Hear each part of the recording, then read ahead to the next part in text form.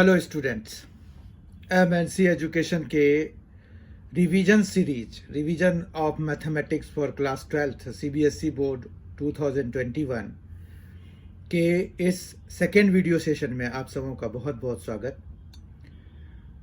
आज के इस सेशन की शुरुआत करने से पहले हम ये देख लें कि लास्ट सेशन में हमने क्या क्या कवर किए थे। तो वो थे कि हमने टाइप्स ऑफ रिलेशंस का एक रिकैप लिया था।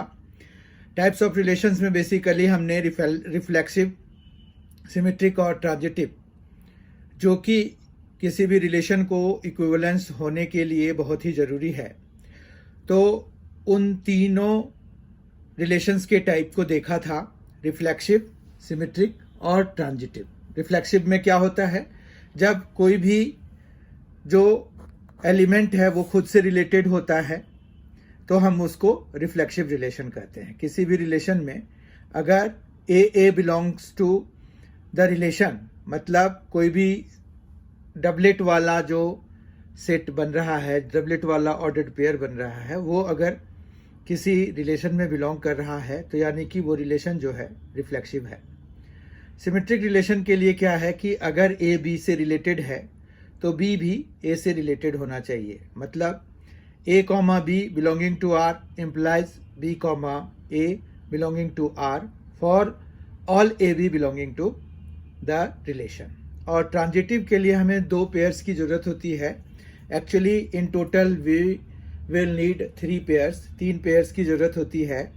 उसमें AB जो है R में बिलोंग होना चाहिए, BC R में बिलोंग होना चाहिए, तो AC भी R में बिलोंग होना चाहिए। मतलब अगर कोई दो elements first related to second और वही फिर सेकेंड जो है अगर थर्ड एलिमेंट से रिलेटेड है तो फर्स्ट भी थर्ड से रिलेटेड होना चाहिए with the same definition of the relation, right.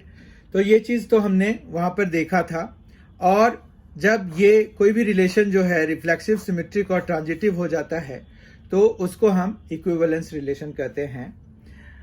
फिर हमने टाइप्स ऑफ फंक्शंस भी देखा था, उसका भी रिकैप वहाँ पर किया था। 1 जिसको कि हम इंजेक्टिव फंक्शन कहते हैं और ऑन टू जिसको कि हम सर्जेक्टिव फंक्शन कहते हैं।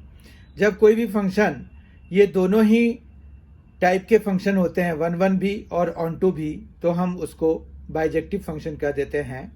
तो इस तरह से हमने एक रिकैप आज की क्लास में भी ले लिया और लास्ट के वीडियो में भी हमने ले लिया था। लास्ट के वीडियो में हमने 5 क्वेश्चंस, बहुत ही इंपॉर्टेंट क्वेश्चंस, जो कि सीबीएसई 2021 जो कि 1 जून को होगा, उसके लिए बहुत ही इंपॉर्टेंट क्वेश्चंस के कलेक्शन थे, 5 क्वेश्चंस के। आज उसी चीज को कंटिन्यू करते हुए आज का ये जो सेकंड सेट है ये भी रिलेशंस एंड फंक्शंस, मतलब हमारे फर्स्ट चैप्टर को ही डिवोटेड है।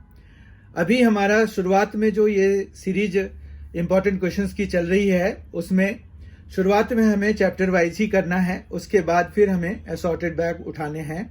तो पहले हम 13 चैप्टर तक जाएंगे। We have 13 chapters in total. तो हमें जो है पूरे 13 चैप्टर्स में जितने भी एक सेशन में, अगर कोई छोटा चैप्टर है तो एक सेशन में, बड़ा है तो हो सकता है 3, 4, 5 सेशंस भी लग जाएंगे। तो जितने भी लगेंगे उसके हिसाब से हम कोशिश करेंगे कि जितने भी डिफरेंट टाइप्स ऑफ क्वेश्चंस हैं और 2021 सीबीएसई बोर्ड के लिए इम्पॉर्टेंट हैं, तो हम उन सभी को एक बारी जरूर अवश्य देख लें। आइए आज के सेशन की शुरुआत करते हैं। आज जो है हम क्वेश्चन नंबर 6 से क्वेश्चन नंबर 10 तक बहुत ही इंपॉर्टेंट क्वेश्चंस का सीरीज देख रहे हैं। इसमें 5 क्वेश्चंस होंगे और ये जो है चैप्टर वाइज जो हमारा रिलेशन एंड फंक्शन है उसका दूसरा और आखिरी सेशन होगा। उसके बाद रिलेशंस एंड फंक्शंस के क्वेश्चंस आपको मिक्स्ड बैग में मिलेंगे, जो हम असॉर्टेड प्रॉब्लम्स के लिए करेंगे after the completion of chapter wise जो इंपॉर्टेंट क्वेश्चंस की सीरीज है वो, ठीक है। तो आइए आज के सेशन की शुरुआत करते हैं क्वेश्चन नंबर 6 से, क्योंकि क्वेश्चन नंबर 1 से 5 आपको फर्स्ट वीडियो में मिल जाएगा। अगर आप लोगों में से किसी ने फर्स्ट वीडियो किसी कारणवश नहीं देखा है इंपॉर्टेंट क्वेश्चंस का, तो आपको उसका लिंक जो है डिस्क्रिप्शन बॉक्स में दिया हुआ है, आप उसको क्लिक करेंगे तो आप जो है उस फर्स्ट वीडियो को देख पाएंगे। आइए आज के सेशन की शुरुआत करते हैं। अब क्वेश्चन नंबर 6 है आज का। Show that the function f minus infinity से 0 मतलब नेगेटिव रियल नंबर है टू -1 to 0, इसका जो रेंज है वो -1 से 0 है, defined by fx is equal to x by 1 plus mod x belonging to minus infinity to 0। तो ये तो खैर डोमेन है तो हमारे पास है ही। इज 1 1 एंड ऑन टू, हमें ये दिखाना है दोनों ही चीजें कि ये 1 1 है और ऑन टू है, शो करना है हमें। यहाँ पर उन्होंने पूछा नहीं है कि चेक या समथिंग, तो मतलब ये प्रूव करना है हमें। प्रूव करने से पहले अगर हम फंक्शन को बहुत ध्यान से देखें तो हम फंक्शन को देखें और हम उसके डोमेन को देखें। अगर आप इन दोनों को कंबाइन करेंगे तो you will feel an urgent need to redefine the given function, because mod involve है। यहाँ पर आप यहाँ पर रीडिफाइन करने की जरूरत महसूस करेंगे क्योंकि मॉड्यूलस फंक्शन है और डोमेन जो है नेगेटिव रियल नंबर है। तो यहाँ पर हम रीडिफाइन करते हैं। fx is equal to x by 1 plus mod x है। x जो है यहाँ पर माइनस इन्फिनिटी से 0 बिलोंग कर रहा है, तो इसका सीधा सीधा मतलब ये हो गया कि fx जो है x बाय 1 माइनस x हो जाएगा, x belonging to minus infinity से 0 के लिए। समझ में आ गई बात। अब हम एक एक करके ये 1 1 और ऑन टू दोनों को प्रूव करने का प्रयास करेंगे क्योंकि अब हमने फंक्शन को रिडिफाइन कर दिया है। ठीक है, तो यहाँ पर हम फॉर 1 1 एक हेडिंग डाल सकते हैं, फॉर 1 1। अब for 1 1 what happens, f(x1) is equal to f(x2). तो इसका क्या मतलब है, f(x1) क्या हो जाएगा, x1 अपॉन 1 माइनस x1, और f(x2) क्या हो जाएगा, x2 बाय 1 माइनस x2। ठीक है, कोई प्रॉब्लम नहीं है। अब आप क्रॉस मल्टीप्लाई कराइए तो ये आ जाएगा x1 1 minus x2 is equal to x2 और ये 1 माइनस x2। ठीक है, यहां तक कोई दिक्कत नहीं है। फिर आप ओपन कर दीजिए, x1 इंटू 1 तो x1 हो जाएगा, x1 इंटू x2 तो यहाँ पर पहले तो माइनस और फिर यहाँ पर x1 x2 हो जाएगा। यहाँ पर क्या आ जाएगा, x2, यहाँ पर क्या हो जाएगा, ये है x1, राइट, क्योंकि ये चीज है तो 1 माइनस x1 है तो x2 तो आया। ठीक है, x2 इंटू x1 यानी कि और बीच में माइनस, राइट, तो ये आ जाएगा x1 इंटू x2 ही आ जाएगा। अब आप अगर देखिए तो दोनों ही माइनस में हैं तो वो कैंसिल होके आपको क्या आ जाएगा, x1 is equal to x2।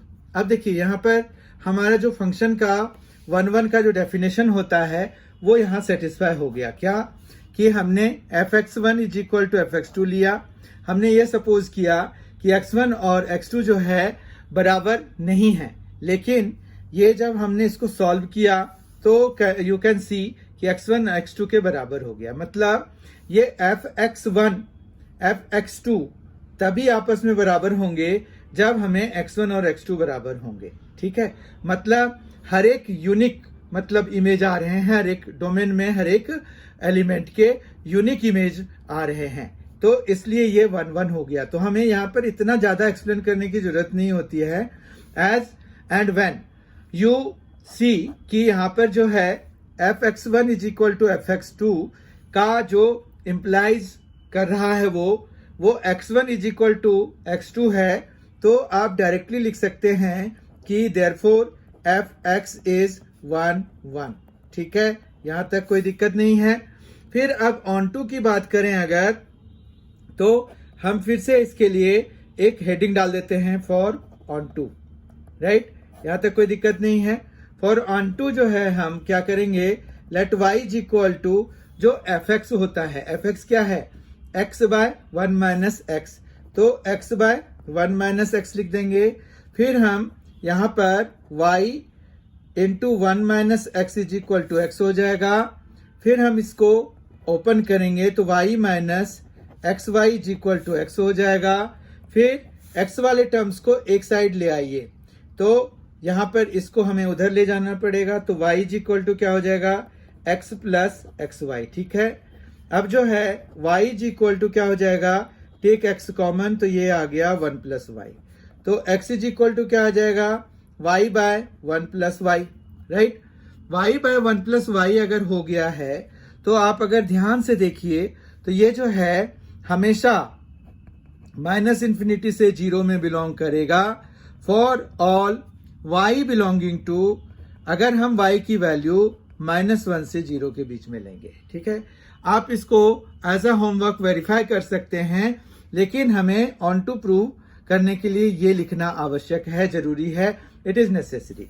तो हमने ये लिख दिया, इम्प्लाइज ये जो this implies x is equal to y by 1 plus y belonging to minus infinity to 0 for all y belonging to -1 comma 0, therefore fx is on 2। ठीक है, और इस तरह से हमने प्रूव कर दिया, तो हम इसको हैंस प्रूव लिख देंगे। आई होप कि आपको ये क्वेश्चन समझ में आ गया होगा।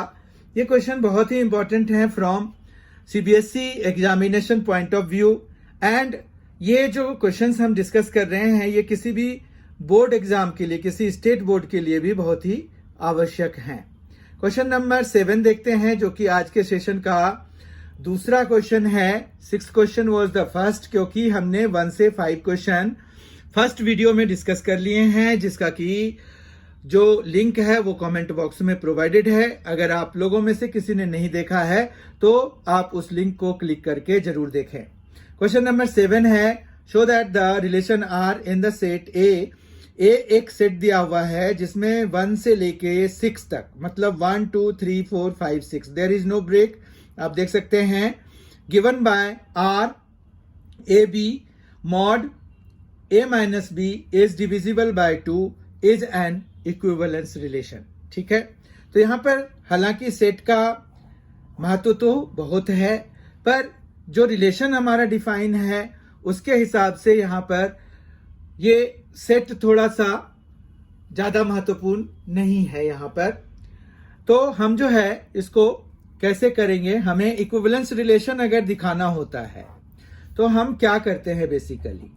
देखिए, इस बारी इक्विवेलेंस रिलेशन के आने का ज्यादा चांसेस है। इट इज बिकॉज कि इक्विवेलेंस रिलेशन में हमारे पास जो है 3 चीजें होती हैं। तो इक्विवेलेंस रिलेशन अगर आप करते हो तो आपके पास जो है ना 3 चीजों की भी तैयारी हो जाती है। जैसे हो सकता है कि आपको रिफ्लेक्सिव, सिमेट्रिक और ट्रांजिटिव में से कोई भी 2 दे के कह दें कि आप बताओ कि कौन सा है कौन सा नहीं है, या फिर हो सकता है कि कोई एक भी पूछ दें, तो आपकी तैयारी यहाँ पर अच्छी खासी हो जाती है। और क्योंकि इनवर्स इस बारी नहीं पूछा जा रहा है, इनवर्स ऑफ अ फंक्शन नहीं पूछा जा रहा है, तो टाइप्स ऑफ रिलेशन ज्यादा इंपॉर्टेंट हो जाता है उस पॉइंट ऑफ अगर व्यू से देखेंगे तो। ठीक है, अब यहाँ पर सबसे पहले हम ये देखते हैं कि इक्विवेलेंस रिलेशन शो करने के लिए हमें क्या चीज की जरूरत होती है। सबसे पहली बात यह है कि अगर किसी रिलेशन को हमें इक्विवेलेंस रिलेशन दिखाना है तो सबसे पहला जो हमें दिखाना होता है वो होता है रिफ्लेक्सिव। तो हम जो है यहां पर रिफ्लेक्सिव दिखा देते हैं। रिफ्लेक्सिव के लिए क्या करते हैं कि लेट ए कॉमा ए जो है वो हम बिलोंग्स टू आर ले लेते हैं।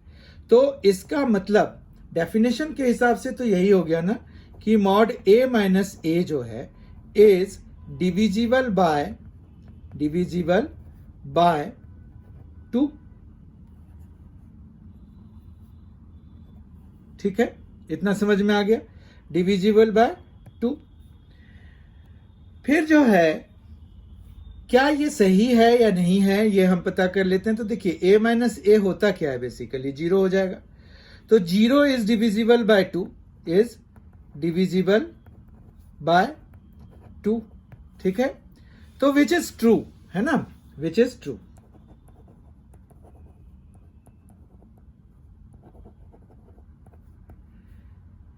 तो हेंस ये क्या हो जाएगा, आर इज रिफ्लेक्सिव, कोई प्रॉब्लम नहीं है। फिर जो है दूसरा इसमें जो दूसरा स्टेप आता है, दूसरा चरण है, वो है सिमेट्रिक। हमें क्या दिखाना होगा कि ये जो रिलेशन है वो सिमेट्रिक है कि नहीं है। तो यहां पर let a b belonging to R हमने किया, तो this implies a minus b जो mod of a minus b जो है वो इज डिविजिबल बाय 2।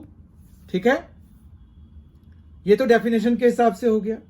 अब दिस इंप्लाइज यहां पर अगर किसी का a माइनस बी जो भी है मॉड भी लगा हुआ है ना, तो हमारे पास बहुत आराम से हम लिख सकते हैं कि अगर a माइनस बी जो है वो 2 से डिविजिबल है तो b माइनस ए का भी मॉड जो होगा ना इज डिविजिबल बाय 2। मॉड है इस वजह से हम बड़े मजे में लिख सकते हैं। ऐसे ये रूल जो है किसी पे भी लागू हो जाता है। ठीक है, तो इज डिविजिबल बाय 2 मतलब अगर a माइनस बी किसी का डिविजिबल बाय सम नंबर है तो b माइनस ए भी डिविजिबल होगा, और मॉड अगर लगा हुआ है तब तो फिर बहुत बढ़िया बात है। तो ये तो हो गया। तो इसका मतलब ये हो गया कि देखिए यहाँ a b belonging to r का मतलब क्या था कि आपके पास मॉड और a माइनस बी लेते थे। यहाँ पर b माइनस ए आ गया है इज डिविजिबल बाय 2, तो इसका सीधा मतलब तो ये हो गया ना कि b कॉमा ए जो है वो r में बिलोंग कर रहा है। अब अभी हमने डिस्कस किया था कि अगर a b belonging to r implies b a belonging to r, तो आप डायरेक्टली लिख सकते हैं कि देयरफॉर r इज सिमेट्रिक। ठीक है, कोई प्रॉब्लम नहीं है यहाँ पर। उसके बाद ट्रांजिटिव के लिए देखिए, ट्रांजिटिव के लिए मैंने अभी डिस्कस किया था, आपको बताया कि हमें जो है 3 पेयर्स की जरूरत होगी। Let a b belonging to R and b c belonging to R. ठीक है, अभी तो हम सपोज में 2 ही सपोज करते हैं और फिर देखते हैं कि क्या इसका आउटकम आता है। तो इसका मतलब ये हो गया कि अगर a b belonging to R है तो डेफिनेशन के हिसाब से तो यही हो जाएगा ना, a माइनस बी का मॉड जो है वो इज डिविजिबल बाय 2 एंड ये जो b c belonging to R है उसका भी यही मतलब हो गया कि b minus c is divisible by 2। ठीक है, तो इसका सीधा सीधा मतलब ये हो गया कि a माइनस बी है, अगर हम दोनों को प्लस करा दें तो भी तो वो डिविजिबल बाय 2 होगा, क्योंकि अगर कोई 2 नंबर्स हैं वो किसी स्पेसिफिक नंबर से डिवाइड हो रहे हैं तो उनका सम भी उन दोनों नंबर उस नंबर से डिविजिबल होगा जो सम ऑफ द 2 नंबर्स होगा। यहां पर भी वही कर रहे हैं कि ये 2 से डिविजिबल है, ये 2 से डिविजिबल है, तो इनका सम भी 2 से डिविजिबल होगा। तो यही चीज हम यहाँ पर लिख रहे हैं, क्योंकि sum of 2 numbers is divisible by that number, जिससे कि वो दोनों डिविजिबल हैं। क्यों? क्योंकि 2 से डिविजिबल है, इसका क्या मतलब हुआ कि a माइनस बी का एक फैक्टर 2 है, b माइनस सी का भी एक फैक्टर 2 है, दोनों को ऐड कराएंगे तो भी एक 2 फैक्टर की तरह आएगा। तो a minus b plus b minus c is divisible by 2 हो गया। समझ में आई बात? अब ये देखिए b भी काट दीजिए तो कोई दिक्कत नहीं है। तो इससे सीधा सीधा यही हमारा रिजल्ट निकलता है कि a minus c is divisible by 2। ठीक है, तो इसका क्या मतलब हो गया कि a comma c belongs to r, so r is transitive. अब एक चीज बताइए कि r जो है यहां पर क्या हो गया, रिफ्लेक्सिव हो गया, सिमेट्रिक हो गया, ट्रांजिटिव हो गया। तो इसका ये भी तो मतलब हो गया कि ये एक इक्विवेलेंस रिलेशन है। तो आपको क्या लिखना होगा इसके लिए, therefore r is an equivalence relation. समझ में आ गई बात? आगे बढ़ते हैं। आज का क्वेश्चन नंबर 8 और थर्ड क्वेश्चन आज के सेशन का है। क्वेश्चन नंबर 8 जो है वो है check if the relation R on the set A में फिर से वही पुराने जैसा 7th क्वेश्चन जैसा ही है, defined as R x y is divisible by x is symmetric transitive, मतलब हमें ये चेक करना है, ठीक है। This time we need not to prove it, अगर हो सकता है कि ना भी हो, ठीक है। तो हम देखते हैं यहाँ पर सिमेट्रिक के लिए हम यहाँ पर एक हेडिंग डाल देते हैं सिमेट्रिक, ठीक है, कोई प्रॉब्लम नहीं है। अब सिमेट्रिक में क्या होता है कि हम जो है यहाँ पर ये सपोज कर लेंगे कि लेट एक्स वाई जो है वो आर में बिलोंग कर रहा है, तो इसका मतलब ये हो गया कि y is divisible by x, ये हो गया, ठीक है। अब जो है यहां पर एक और बात हो गई कि हमें ये दिखाना होगा ना, सिमेट्रिक है अगर, तो उसके लिए क्या दिखाना पड़ेगा कि y x belonging to r होना चाहिए। तो हमें ये देखना पड़ेगा कि अगर x y belonging to R है तो क्या हर एक combination of x y comma x भी आर में बिलोंग कर रहा है। मतलब कि देखिए वाई कॉमा एक्स का ये मतलब रखेंगे कि x is divisible by y, ठीक है, x is divisible by y, जो कि सरासर गलत है। सरासर गलत क्यों है, आप अगर ध्यान से देखिए तो वो इसलिए गलत हो जाता है कि अगर y is divisible by x, तो इसका मतलब है कि x की टेबल में y आ रहा है, यानी कि y जो है मल्टीपल ऑफ x है। तो अब x is divisible by y तो नहीं हो सकता है, ठीक है, बात समझ रहे हैं। जैसे यहां पर which is not true at once, मतलब दोनों एक साथ नहीं शुरू वो ट्रू नहीं हो सकते हैं। तो यहां पर लिख सकते हैं as for x is equal to, अब ऐसा लेना है कि y is divisible by x वाली चीज जो है सेटिस्फाई हो जाए। तो मान रखिए कि y is divisible by x, तो x को हमने 2 ले लिया और y को हमने 6 ले लिया। तो this implies x comma y belonging to r as, ये जो 2,6 है वो बिलोंगिंग टू आर है, क्योंकि 6 जो है 2 से डिविजिबल है, ठीक है। अब जो है इसका ये मतलब हो गया but 6,2 does not belong to R. Does not belong to R के लिए आप बिलोंग्स टू का साइन लिखते हैं और उसमें एक कांटा लगा देते हैं, ठीक है बात। एज 2 जो है 2, यहां पर 2 लिखना पड़ेगा, 2 is not divisible by 6, got it or not। तो इतना समझ में आ गया, आपको कोई प्रॉब्लम नहीं है। तो therefore ये जो हमारा अभी निकला कि R जो है वो सिमेट्रिक है कि नहीं है, तो यहां पर यही हो गया ना कि x y belonging to R, तो y is divisible by x, x belonging to r, तो x is divisible by y, which is not true at once, दोनों ही सही नहीं है एक समय में। As for x is equal to 2, y is equal to 6, x y belonging to r, as 2,6 belongs to r। क्यों, क्योंकि 6 जो है 2 से डिविजिबल है, बट 6,2 मतलब इसका जो ऑपोजिट वाला पेयर बनेगा वो 2 6 है, तो 6 2 बनेगा, does not belong to r as 2 is not divisible by 6, तो r is not symmetric, r is not symmetric,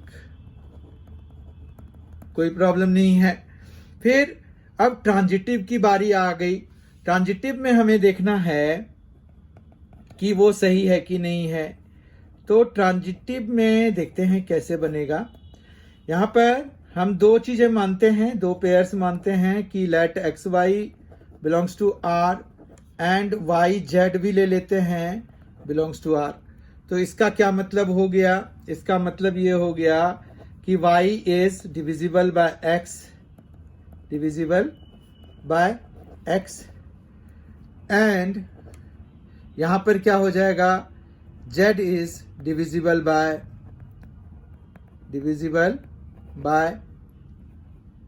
y, ठीक है। अब देखिए ये बड़ा इंटरेस्टिंग सा हो गया कि y is divisible by x, ठीक है। तो मतलब हम यहां पर this implies y can be written as k x, क्योंकि y जो है x से डिविजिबल है तो यहाँ पर x इंटू के की फॉर्म में इसको हम लिख सकते हैं। एंड ये जो z है, z डिविजिबल बाय y है, तो z can be return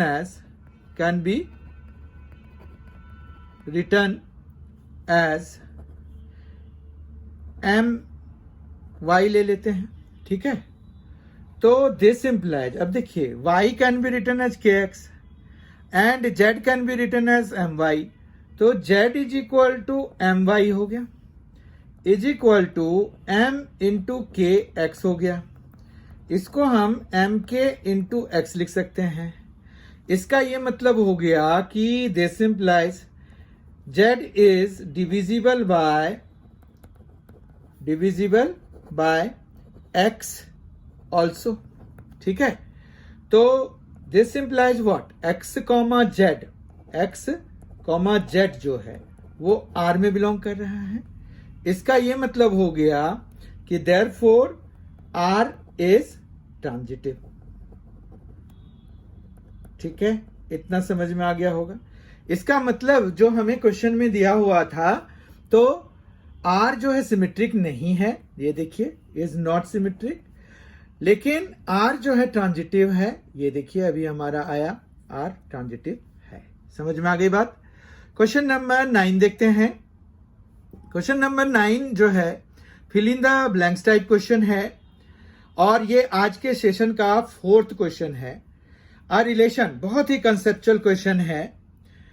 a relation in a set A is called dash relation if each element of A is related to itself। आज के क्लास के बिगिनिंग में, शुरुआत में जब क्लास शुरू कर रहे थे हम, तो उस समय आपको रिलेशंस को रिवाइज करते हुए, रिकैप देते हुए मैंने बताया था कि एक रिलेशन जिसमें हर एक एलिमेंट खुद से रिलेटेड हो उसको क्या कहते हैं। अगर आपको याद होगा तो इसको हम क्या कहते हैं, रिफ्लेक्सिव रिलेशन कहते हैं, है ना। A relation in a set A is called reflexive relation if each element of A is related to itself। तो इसका करेक्ट आंसर हो जाएगा रिफ्लेक्सिव रिलेशन। आज के वीडियो सेशन का आखिरी क्वेश्चन नंबर 10 है, check if the relation R in the set R of real numbers defined as R is equal to A, B A is less than B is symmetric transitive. देखिए फिर भी ये question आपको 8th question जैसा ही है। तो इसके लिए अगर आप देखिए तो हम जो है क्या शो करना है यहाँ पर, कि चेक करना है हमें बेसिकली सिमेट्रिक है कि नहीं है। तो let us right it's solution first. तो यहाँ पर जो है सिमेट्रिक के लिए हमारे पास क्या होता है, सिमेट्रिक के लिए ये होता है कि आप ए बी एक पेयर सपोज कर लेते हो, ठीक है। तो let a b belonging to R आपने सपोज कर लिया, तो इसका तो यही मतलब हो गया ना कि ये जो देखिए a b belonging to R का मतलब हो गया कि a is less than b, ठीक है। तो क्या है, आपको ये पता करना पड़ेगा कि विच डज मीन और डज नॉट मीन। यहाँ पर बेसिकली अगर ए बी से छोटा है तो कोई जरूरी नहीं है ना कि बी ए से छोटा होगा। एक्चुअली ये बिल्कुल भी जरूरी नहीं है। अगर आप ध्यान से देखिए कि कोई रियल नंबर, 2 रियल नंबर्स हैं, उसमें से एक जो है छोटा है, एक बड़ा है। अगर हम उल्टा करेंगे तो थोड़ी ना वो सेटिस्फाई कर रहा होगा। यहाँ पर a b belonging to R है, implies a is less than b, तो which does not mean b is less than a, ठीक है। Therefore R is not symmetric. R जो है सिमेट्रिक नहीं है, हम डायरेक्टली लिख सकते हैं। यहां पर काउंटर एग्जाम्पल देने की कोई खास जरूरत तो है नहीं। हम दूसरा क्वेश्चन दूसरा पार्ट देखते हैं इसका, जिसमें कि हमें ट्रांजिटिव शो करना है, ठीक है। ट्रांजिटिव चेक करना है कि है कि नहीं है, शो नहीं करना है इसमें, क्योंकि हमें चेक करने का क्वेश्चन दिया हुआ है। ट्रांजिटिव के लिए हम 2 पेयर्स सपोज करते हैं। Let a b belonging to R हमने सपोज किया and b c belonging to R हमने सपोज किया। तो this implies A is less than B and B is less than C। हाँ, यहां पर ये क्लियर कट बात हो गई कि अगर A B से छोटा है और B फर्दर C से छोटा है तो सबसे बड़ा कौन? C। सबसे छोटा कौन? A। तो उसी बेसिस पर हम ये कंक्लूजन निकाल सकते हैं कि A is less than C।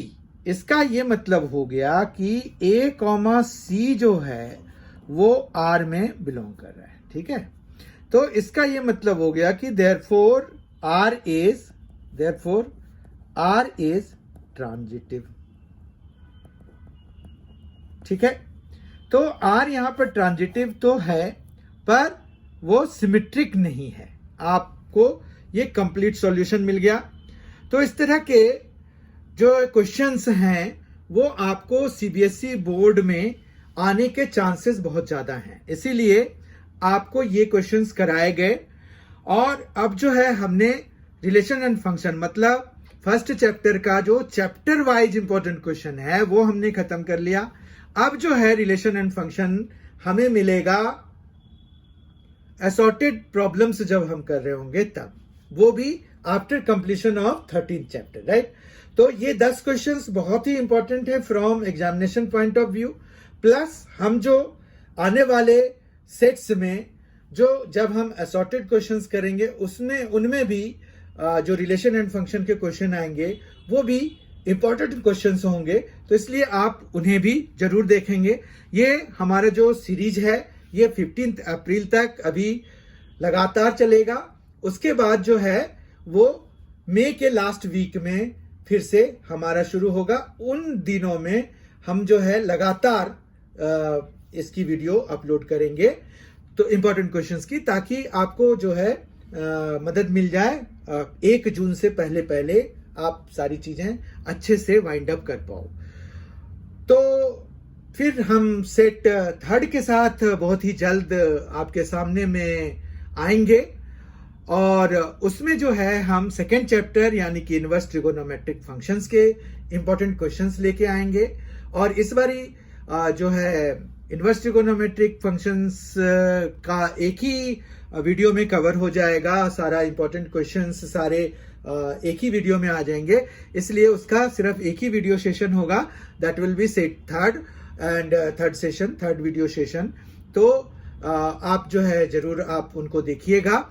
और अगर आप लोगों में से किसी ने MNC एजुकेशन को सब्सक्राइब नहीं किया है अब तक तो आप प्लीज कर लीजिए, ताकि आपको रिवीजन में काफी मदद मिल जाए और आने वाले वीडियो की नोटिफिकेशन आपको मिल पाए, इसलिए बेल आइकन भी प्रेस कर दीजिए और उसमें भी ऑल ऑप्शंस ओपन रखिए। आप सिर्फ वही वीडियोस देखिए जिनकी आपको जरूरत है और बाकी को आप स्किप कर सकते हैं, क्योंकि हमारे यहाँ 11th के भी आते हैं और competitive examinations point of view से भी जीके जनरल नॉलेज के लिए, जीएस जनरल साइंस के लिए, झारखंड जीके के लिए अलग से, और जो हमारे पास क्वांटिटेटिव एप्टीट्यूड जो कि कॉम्पिटिटिव एग्जामिनेशंस में मैथमेटिक्स के क्वेश्चंस होते हैं उनको क्वांटिटेटिव एप्टीट्यूड कहा जाता है एसएससी लेवल पे, तो उनके भी वीडियोस रेगुलरली आ रहे हैं।